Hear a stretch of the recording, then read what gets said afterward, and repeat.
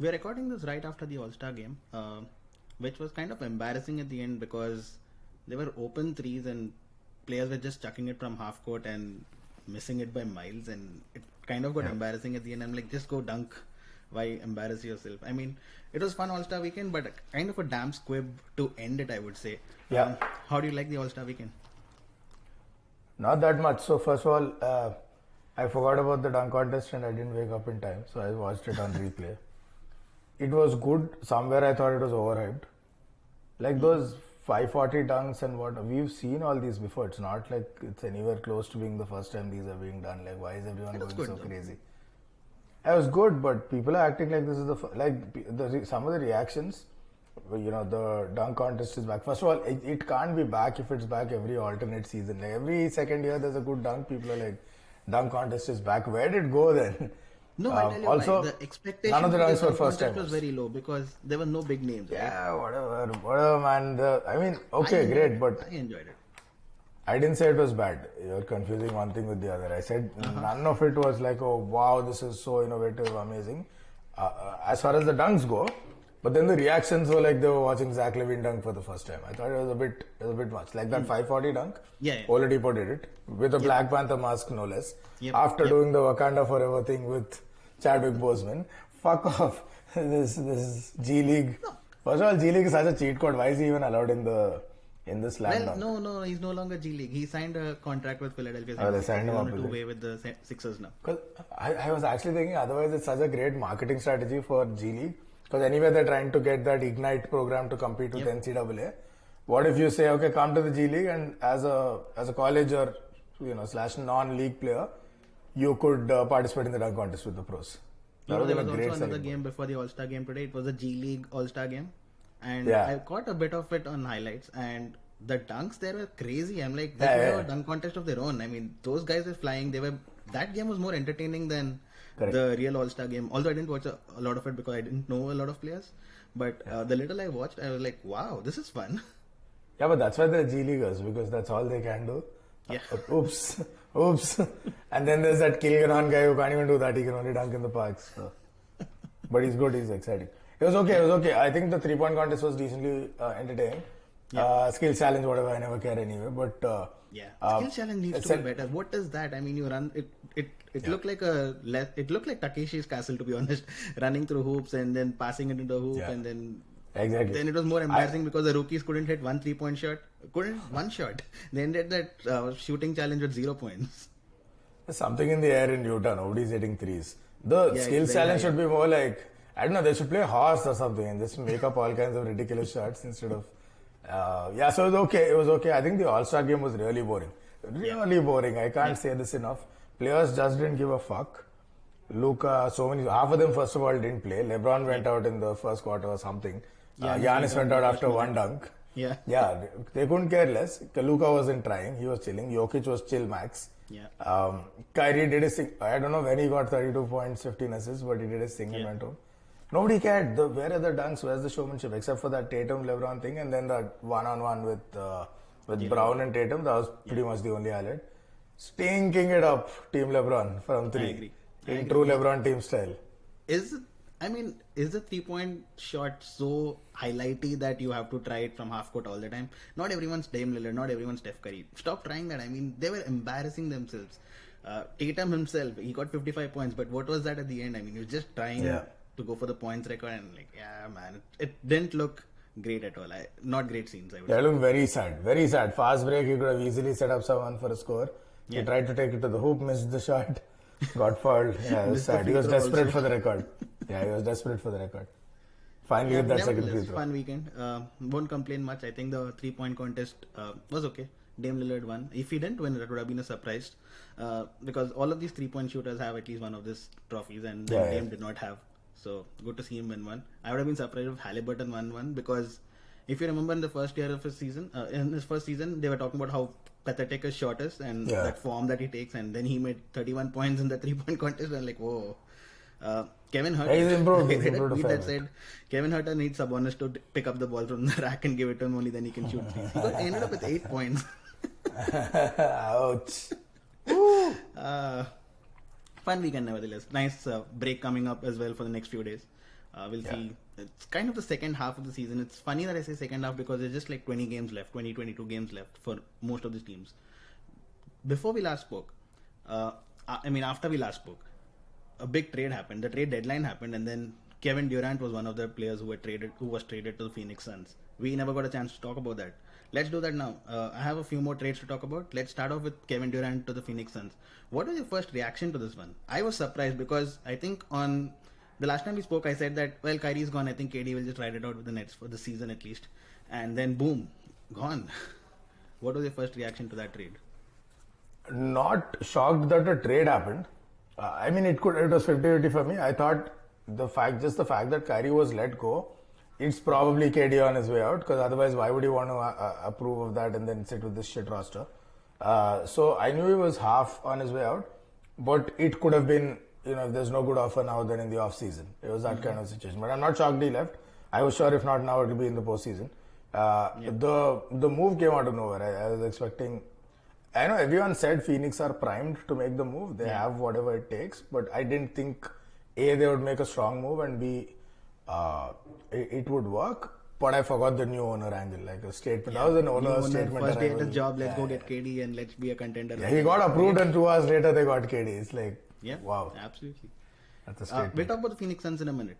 Are you surprised about do you think Brooklyn Nets will be terrible? They have a bunch of third guys of a championship roster kind. They are the Brooklyn Nets from 3 years ago. They are the pretty much. They downgraded Jared Allen to Ben Simmons. It's so sad that Ben Simmons is so bad. Like you saw the coach's interview the other day where he said that, well, with Ben Simmons on the court, we can't have a big guy beside him. We can't have a non-shooter beside him. And basically, in a polite way, he said that Ben Simmons is useless and we can't play him at all. And there is no lineup that works basically with Simmons. Yeah. Who's the leading guy in Brooklyn right now? Is it Mikal Bridges? Is it Dinwiddie? Is it Cam Thomas, who just went on a tear for a few days? Yeah. I think Thomas is always going to be just that guy, the streaky shooter. I don't think he's going to carry the team. It should be Dinwiddie. I've been a big fan for a while now, but it's about time he stepped up. He's always been, there's potential, but you never know. He's always been in that zone. He's like the mid-tier Donovan Mitchell, like step it up, man. Take your shot. Brunson did it. What are you waiting for? Should be him, but it looks like it's going to be Bridges, because Bridges plays well both ways. I like Bridges. I didn't think he was this good offensively. He never got a chance to be that main guy. I never knew. Who knew?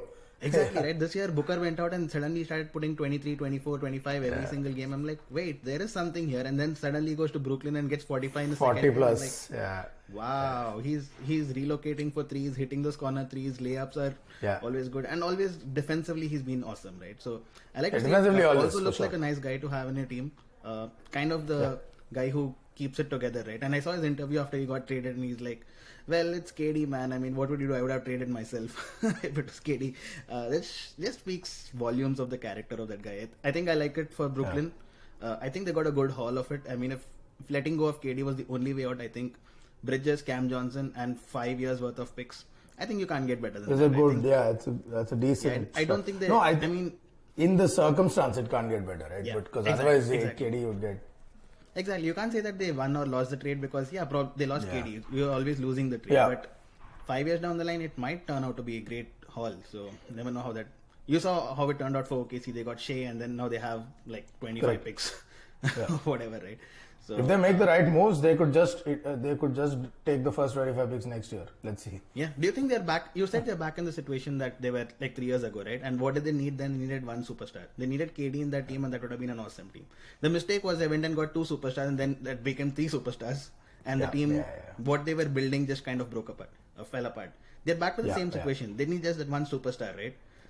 And they're back to being awesome. I don't think they've lost a lot. I agree, but it's slightly more complicated because that team had some semblance of structure. This team still doesn't. I know they flipped KD for some talent, but they lack depth.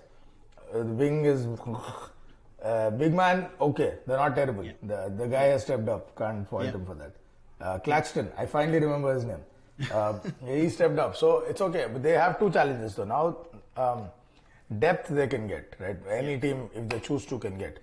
Problem is, it's not just that they need one superstar; they also need to find a way to get Simmons out. I don't think Simmons works anymore. Yeah, there's no value for him around the league right now. Yeah, he should be a base, like a veteran max contract type, bare basic guy. He has 3 years left on his provides contract. nothing. I know, yeah, but he brings nothing to the table. Yeah. I was watching the box scores. I was watching games. Dude takes like single-digit shot attempts in a match when KD is not on the floor and he's putting up 7 points, 8 points, and fuck off. Yeah. Man. Yeah, he's just lost it. I mean, I feel terrible to say this. I was rooting for Simmons. I always loved his game when he was in Philadelphia. I told him, I said he was the next Giannis, man. Yeah, you I said was he was his the next biggest fan. Giannis, so Yeah. just got to take the loss on this one and just hide it forever. Yeah. That's terrible. Yeah, it I sucks. like the Brooklyn Nets. I think they're one of those entertaining teams now that you wouldn't mind rooting for in a playoff game, right? And they're not going to win anything, but they can kind of scare a few teams. If you put this team against the Philadelphia 76ers in the first round, Sixers are going to win it, but it's going to be close. It's going to be like 6 games, or they'll tire out Embiid and they'll make Harden choke a little more and whatnot. It's going to be tough. It's not going to be easy to defeat this team. I like it for the Nets. Given the circumstances, I think they came out the best they could. So I like it for them. But for the Phoenix Suns, does this make them automatic favorites in the West?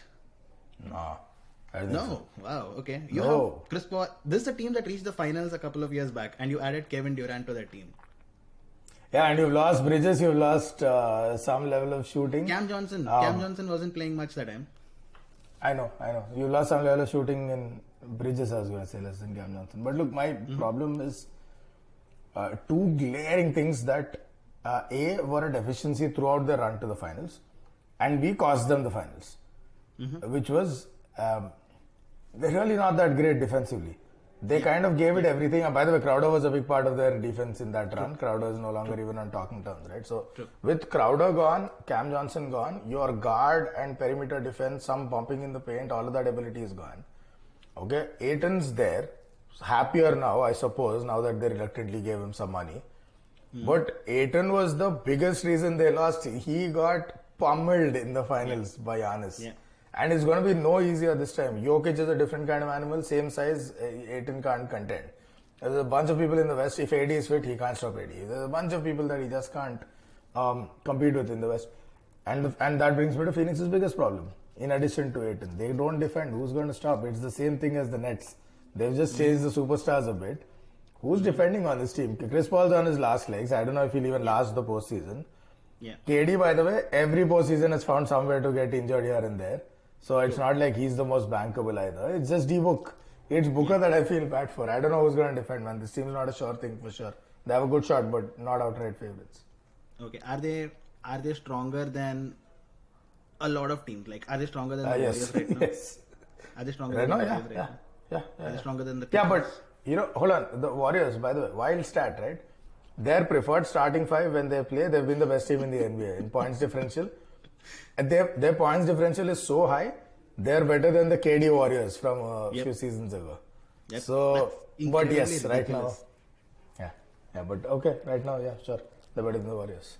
So who's better than The Warriors can't seem to defend either, by the way. So Warriors it's are pretty much the they're same 20th thing. in defense. Yeah. Which is the best team in the West then, if it's not the Suns for you? I hate to say it, but Denver's looking pretty good right now. Oh, I didn't think I'd like them that But much. Denver doesn't have that great a defense either. I know. But in the playoffs, it's going to boil down to effectively.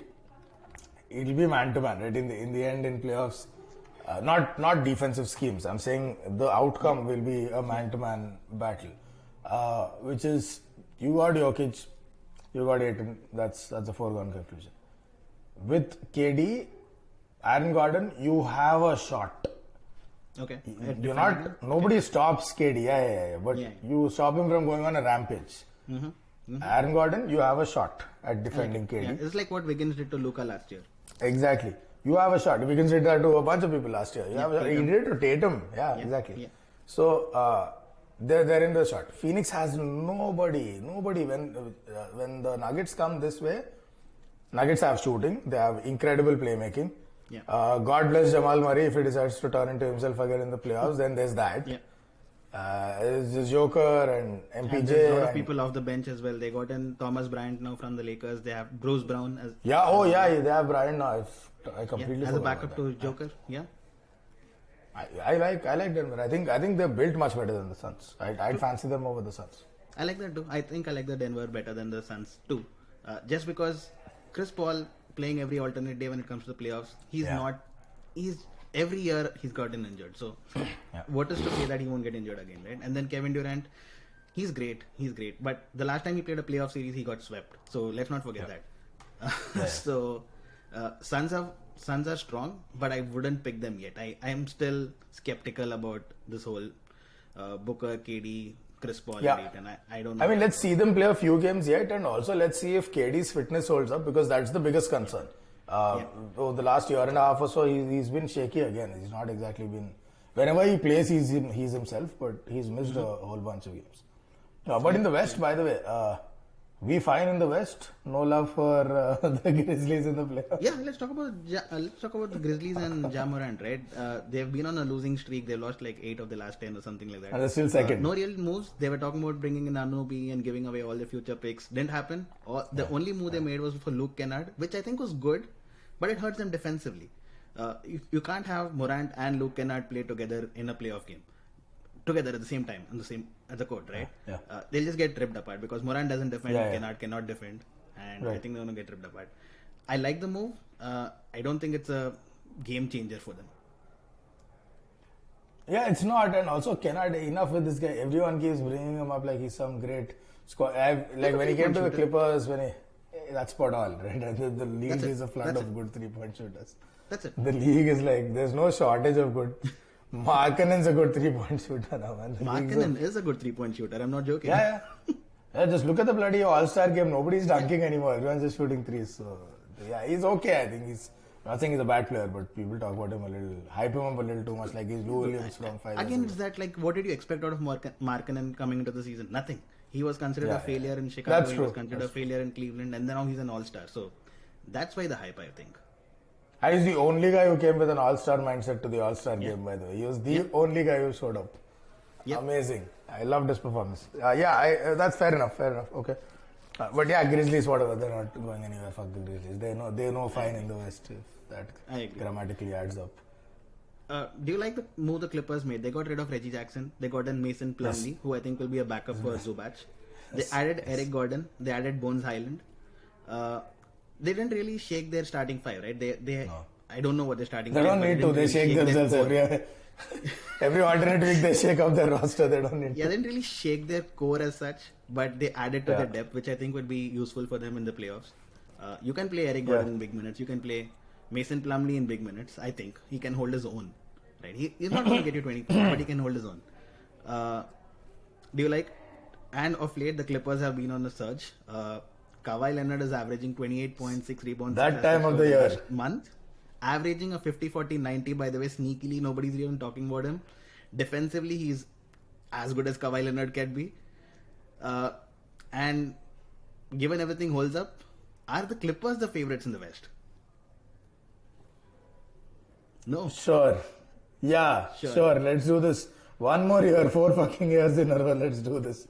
Let's assume that magically, this team that never plays 5 games in a row with their preferred starting 5, in 4 years, is now going to magically just become the number 1 team in the West. Of course, Kawhi is good. It's that time of the year. He's had rest for like 300 days now. So he'll come, he'll dominate, he'll do whatever. And then playoffs, I don't know if his leg holds up. If Kawhi is fit, if Paul George is fit, that squad, even before the moves, was box office. After the moves, they're just a little bit stronger than before. Agreed. Bones Island, great acquisition. Plumlee is, he's a body. He's like, yeah, same problem. They've got a hospital FC full of players. Eric Gordon, again, last 5 years, how many games has he? Didn't we do a meme on this when John Wall joined the Rockets? We had this Eric Gordon, John Wall, and somebody else outside Houston Medical or something. Ironically, John Wall was traded to the Houston Rockets after he crapped about them in a recent interview. Just another brick. So Clippers, I love their squad. I don't know if they'll be fit. If they're fit, they're tough. In fact, my sort of basketball fantasy for this season, if I could see one thing happen this season, even more than Luka and Kyrie going to the finals, is a fully fit Clippers side taking down the Suns in any round, in whatever round. That'll be a sight to see because the Suns cannot handle the Clippers. Standings that everyone else is hoping for, right? Like the Warriors would love that. Clippers and the Suns finish 4th and 5th and they face each other so that Take one each other would out. get Yeah, eliminated. That's the ideal scenario for everyone. Be it the Nuggets, be it the Grizzlies, be it the Warriors, be it anyone, right? I don't know if they're favorites in the West, Clippers, but fully fit, I'll take them over the Suns. Going back to the previous question. Okay, cool. We have to talk about the Lakers, but we'll come to that in a second because I know you have a lot of thoughts about that. I think you might. You mentioned about Luka and Kyrie. You saw them play like 3 games together and they lost all 3. They lost an overtime game to the Sacramento Kings and they lost a game where they made an incredible 4th quarter comeback but was not good enough. The team has looked box office on one end of the court. They didn't look that great on the other side of the court.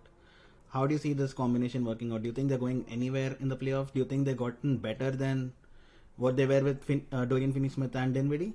I know it's Kyrie, but defensively they look weak. So I'm not too worried. First, it's 3 games. Maybe they're still figuring it out. Second, defense was anyway never their forte. They were always weak on defense, and Finney-Smith is decent, but he's not a game changer. Plus, he was out for a lot of time. So this team has been used to playing without him.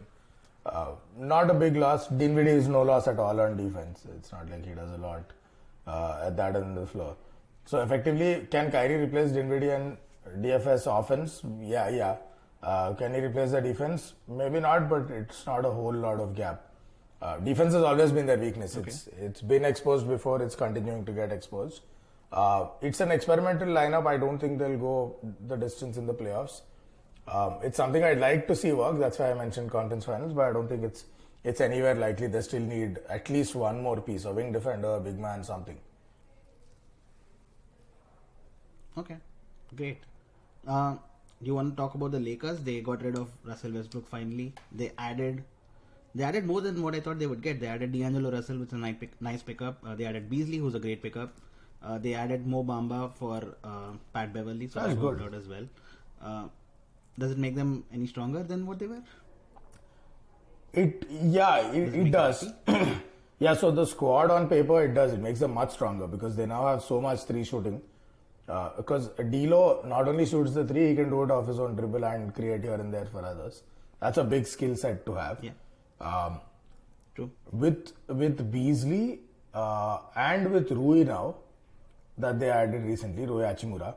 They added him before this bunch of trades. And then Mo Bamba, who's the 7-foot black Steph Curry. Steph Curry's black. Okay, he's a 7-foot Steph Curry.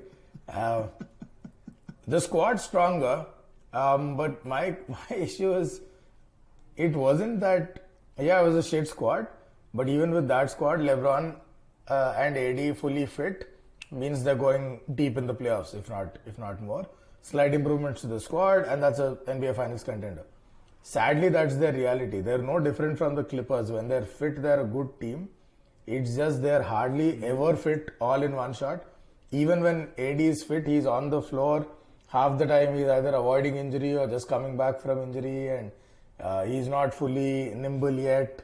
For some reason, he carries bulk onto the court. I don't know what it is. It's bizarre AD's conditioning. I don't know who his coach is. Yeah. So totally weird. I mean, they're better on paper, but whatever. Nothing changes much for the Lakers. The problem is still that the superstars are not fit. Yeah, a lot of these teams made trades, right? But if you look at the Western Conference, it's the Nuggets and Grizzlies who are 1 and 2, and then it's a traffic jam. It's Sacramento, it's Clippers, it's Warriors, it's Suns, it's Mavericks, it's Timberwolves even, and hopefuls like the Lakers and Portland are still tugging along. There's Pelicans as well, whom I forgot to mention, right?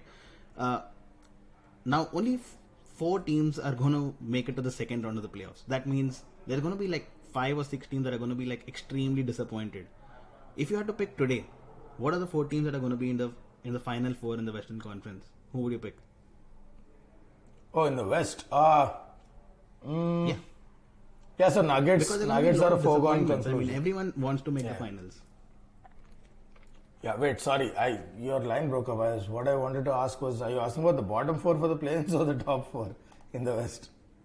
the top 4 in the West, Yeah, who yeah, is it going to okay. be? Because So I heard you correctly then. So everyone Denver, is hopeful now, right? Everyone's saying Yeah. the conference is open. Is it though? but it is on wins. The distance is not a whole lot. At least, so the number one spot is a clear margin. But I would say all the way from 2 to like 8, even 9, if you include the Warriors, the 2 games shy, is pretty tight. It's 20 games to go. Anyone could move anywhere in the West. I think Yeah, the and Nuggets also will to say finish that top one 4. thing. Yeah, the Nuggets will Yeah. be top seed, whatever, right? And they could end up facing the Warriors in the first round. Does that make them favorites over the Warriors? I don't think so. So if you had to pick the strongest 4 teams right now that could win the Western Conference, who would that be? So it needn't be the Nuggets. Yeah, right. The who could win the conference and go to the finals? Nuggets would still be there for me. I would put Suns here, though I don't think they're the outright favorites. So I'm thinking Nuggets. I'm thinking Suns. Sadly, I think that's about it in the West. Let's throw in the Warriors for fun because Warriors postseason. Why not?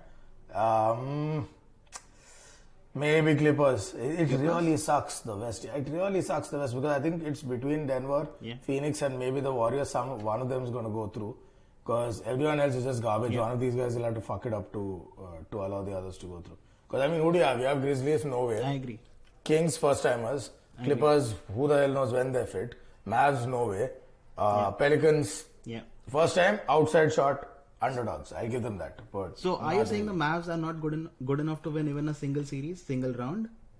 No, they'll win a round. I'm talking about coming out of the West. They'll win a round. I think they're good enough to win a round. Yeah, so Depends on I where asked they you for the finish. final 4, right? And you put the Warriors, the Clippers, and the Nuggets, and the Suns as the strongest 4. So that means everyone else does not win a single round.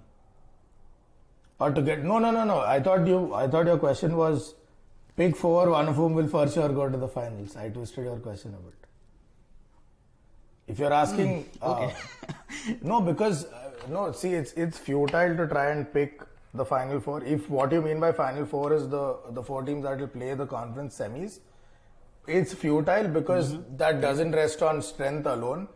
The standings will play a huge role in that. Like if I might think Clippers are good enough to get through to the final 4, and I might think Suns are good enough, but like you said, if they finish one behind the other in the middle, they're playing each other. So one of them goes out in the first round, even if both of them are good enough to theoretically win a round. So that's why I twisted that. So the 4 teams I named are teams that I think would make it to the finals. Also, thank you, Fair Internet. enough, I think. We're barely hearing half the things we're saying to each other. No, fair enough. I had the same final 4. I think the Warriors have to be there. Suns with that trade, I think they definitely are in there. Nuggets, you got to give them some credit for being the top team so far. And who's the other one? Clippers, just based on how well they've been playing recently and given health holds. And that everyone else sucks. That's their biggest thing. That everyone else sucks. Yeah. So I'd still have to say the Clippers, even if they're half fit, have a chance because Grizzlies have no shot, Kings no shot. Pelicans, again, first timers, I'm not really a big fan of first timers in the playoffs and betting on them. So, and the rest is just whatever. T-Wolves, nope. Yeah. I don't think so either. Yeah. No, I'm with you on this. I think we agreed on the same 4 teams despite all the moves. And I think that's the reason why the moves were made, right? Because everyone sees that they have a chance to move up or they could get through to the finals if luck and the draw falls their way. So I think that is why you could see a lot of moves, mostly in the Western Conference. The Eastern Conference, though, just moves around the roster, right? It's more like added to your bench strength or anything. They're not really big moves. Like the Milwaukee added Crowder, Celtics added a big man as a backup, Philly added bench players, McDaniels and all. So no real big moves in the East. It's the West is so open that the team thought that they had a chance and made those moves, I think. Yeah. Agreed. I think so, yeah. And a bunch of teams made a Durant stopper move. Yeah. Is there a Durant stopper? I don't think so, but let's see how that goes out. I mean, I'm interested. I'm excited to see CP3 and Booker and KD play together. That'll be a juggernaut to stop. I think Kawhi, if it can give Durant a run for his money. Yeah, I like Kawhi's chances. I've seen him play the last few games, and I'm like, he's back. He looks fit as okay. during his prime, and all right. He looks fit. Kawhi, sure. He Now, always does will he until be he's fit? not. I don't know. He looks fit as of now. Will he be fit? I don't know. He looks fit. Yeah. All right, we have a few days break here. We'll be back next week. I think the league will start by then. It's the Warriors and the Lakers to start on the opening day of the restart. Fun 24 games to go in the season. A lot of movement up and down the standings. Playoffs are coming soon. That should be fun. But for today, that's all, and I'll see you next week. All right, man. Take care. Bye. Bye.